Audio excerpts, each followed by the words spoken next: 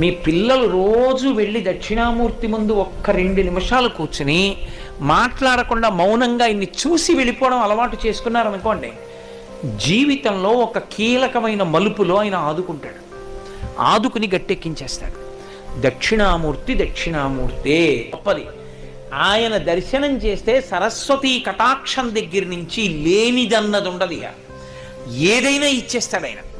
అంతటి పరబ్రహ్మం మీకేమి ఇవ్వలేదండి. ఇంకా ఏ లౌకికమైన కోర్కెల దగ్గర నుంచి మోక్షం వరకు ఇవ్వగలడు. కరతలామలకము, చేతిలో ఉసిరికై.